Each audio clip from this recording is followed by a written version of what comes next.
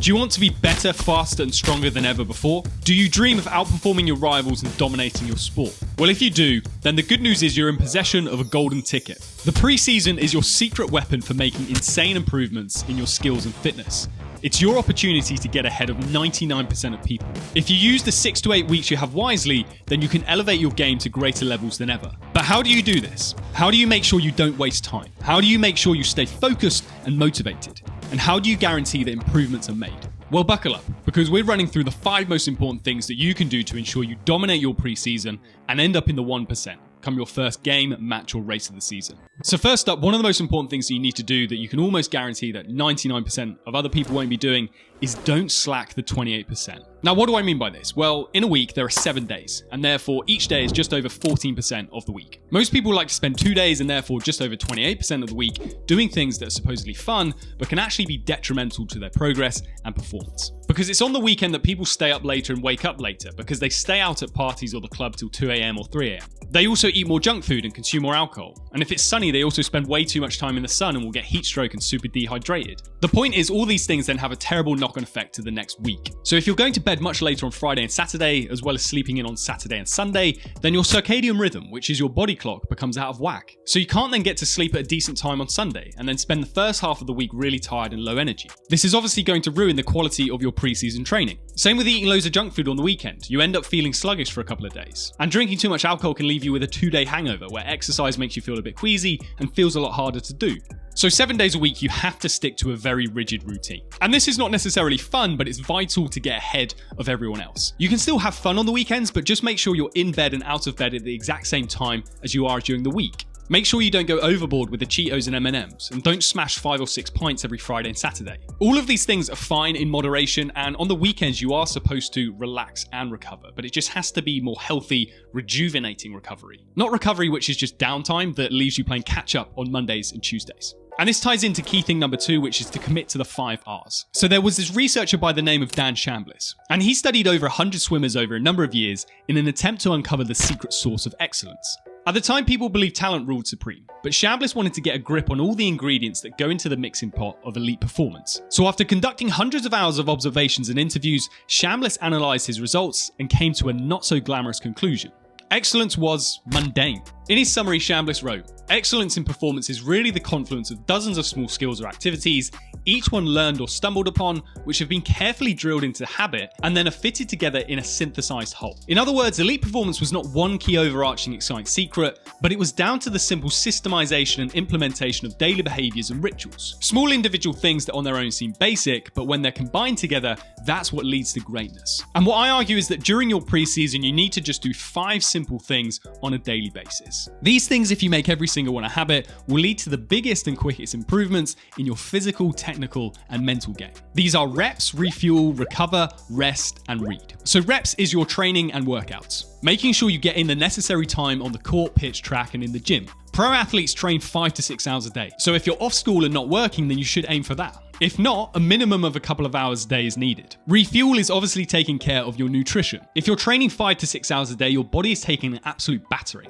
and needs a shit ton of fuel to replenish and repair itself. Michael Phelps, the man with the most Olympic medals in history, including 23 golds, would apparently eat 10 to 12,000 calories a day. And pro footballers, the likes of Haaland and Ronaldo, they'll eat 5 to 6,000 calories a day. And when you're wanting to avoid junk food, that means you've got to eat a lot of food. So make sure you don't skip breakfast because you're not hungry in the morning. You've got to eat something, even if you have to force it down. 3 main meals a day are a must. Have calorie-packed recovery shakes. Eat lots of nuts, dried fruit, and yogurt for healthy but quite calorie-dense snacks. Most aspiring athletes really don't eat enough, and that means they don't make the progress they're looking for and are much more prone to injury. Then recovery and rest are not necessarily the same thing. Recovery is all about taking active steps to ensure that you recover from all your training. So spending time doing a proper cool down, making sure you stretch, foam roll, use a massage gun, or take ice baths. I've said before in other videos, but the guys and girls you see who perform at the highest level way into their late 30s and 40s only do so because they spend just as much time on recovery work as they do the actual training. A lot of this stuff is not fun, but like a lot of other unfun stuff, this means most people won't do this stuff. So it gives you another advantage over other people, because over the course of a couple of months, if you nail your daily recovery, then you can keep going hard in your training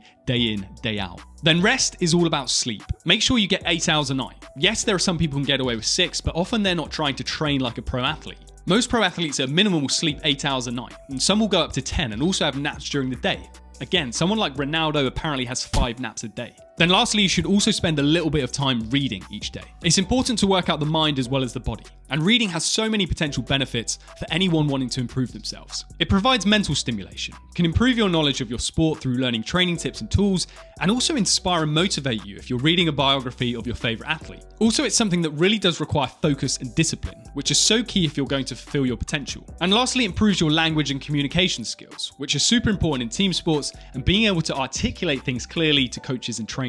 The most successful people in any field are voracious readers. They commit to being a student forever because they're aware that there's always more you could know. But 99% of people will stop reading pretty much the day they leave school or college. So if you stick to these 5 hours during your preseason, you're guaranteed to accelerate your development at a much faster pace than anyone else around you. It is mundane and a bit boring because it's the same stuff day in, day out. That's just the reality. If it was fun, then everyone in the 99% would be doing it as well. And then the third key thing that you must do during preseason is condition like crazy. When the season starts, it's very difficult to increase your fitness because training a lot of the time then just becomes exclusively focused on technical and skill related things. Among the pros, you'll know that the first few days of preseason, none of the sports specific equipment comes out. Balls remain in the bag for footballers and basketball players, and the wickets and bats remain in the clubhouse for cricket players. Focus has to be on fitness, because at the highest level, that's what counts. It doesn't matter how good you are technically, if you're not fit, you can't sustain high performance for an entire game, let alone an entire season. Now, the extent of your fitness work is going to depend entirely on your sport. It's not going to be the same for a footballer as it would be an archer. So it's not for me to tell you how much you should be doing, also what you should be doing, but I would recommend asking yourself,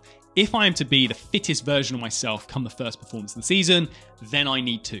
And that's where you need to fill in the blank and realize, okay, how much do I actually need to do in order to put myself way above everyone else and be in that 1% for my sport. And then from that, you just need to use all the resources available on the internet to find sport-specific workouts. And I would say for the first 10 days to 2 weeks of your preseason, you should focus almost exclusively on fitness. Doing so then gives you such a strong foundation that you can then build upon the rest of the preseason, whilst then starting to dial up the amount of technical and skill-specific training and drills you're going to do. You want to turn up to your team's first preseason practice by far the fittest athlete, because everything we've been speaking about is about training individually, so that when you go back to team practice, you're so far above everyone else, so that when you're doing suicide runs, you're leading the pack and barely blowing. And that in turn is going to give you a massive confidence boost come the start of the season. If you know you're so much fitter and sharper than everyone else, you just feel unstoppable and can hit the ground running immediately. And so next up, as we've just mentioned, a lot of this training you're going to be doing over 6 to 8 weeks is on an individual basis, but it's also super key to balance the solitude with the social. Doing anything alone is tough. That's why all the very best athletes we know hire the best trainers. And a lot of the time, it's not just for their expertise and to guide them through workouts and drills, but it's also the extra motivation that comes through accountability. It's far easier to let someone else down than yourself. So there's times where you wake up and you're just not feeling it. And look, we all have those days, let's not lie here. If it's one of those days and you know that someone is going to be waiting for you at the gym or at the track, you best believe you're going to get there, even if you don't feel like it. So it will depend on you as an individual as to how often, but it is a super good idea to train with someone else at least some of the time. Preseason is meant to be a grind, but to overcome it in the best way possible, you want to make it not feel as much of a grind. And training with someone else is possibly the number one thing that can help with that. It gives you an opportunity to have more fun and joke around a bit, but also if it's the right person you're training with, then it adds extra competition. Because you want to go faster than them, lift more than them, or hit more shots in a row than them. Having someone else to train with can add that extra bit of intensity, particularly during the toughest workouts or those points in the week where you can start to get a bit tired or just feel a bit bored of the routine. The greatest example of this is probably the Williams sisters in tennis, who won 30 Grand Slams between them and 14 doubles majors together. Although they were sisters and best friends, they were the fiercest of rivals as well. The brutal training regime they both had to go through under their father Richard was probably something neither of them would have been able to do if they didn't have each other. So think about who you can trust, and also who has the same appetite for improvement as you, and make arrangements to train with them. It's also a good idea to train with multiple different people, all of whom are slightly better than you at something at this moment in time. So arrange a shooting practice with the best goal scorer you know, and set up a lift with the strongest person on your team. If you do this, then you'll be able to accelerate your development in all the key areas you need to improve on. You want to be social, but you also want to kind of steal their secrets so that you ultimately can use them to your advantage. And this ties in with the last key thing that you need to do in preseason to get ahead of 99% of people. It's something that's a bit brutal and can leave people feeling a bit uncomfortable when doing it for the first time.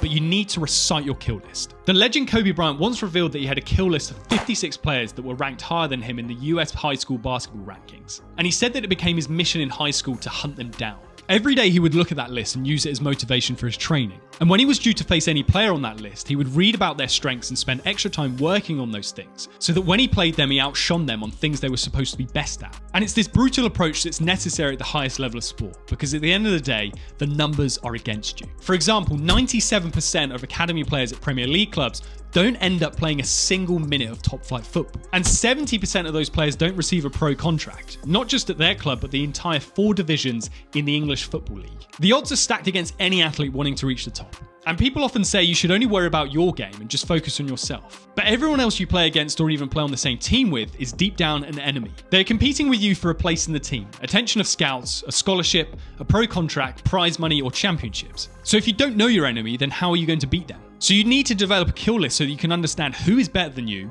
why are they better than you, and what can you do during preseason to change that. Doing this gives you so much more focus and motivation within your training, because you realize that you need to do so much more in order to stand out. Getting to that 1% and leaving behind the 99% is tough. But the more intention you have in your process, the greater you increase your odds of success and rising to the top.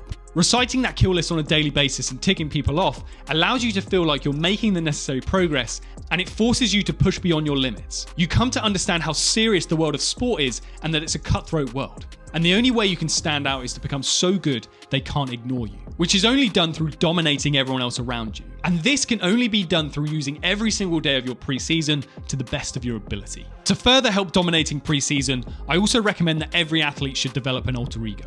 So check out this next video here to find out more.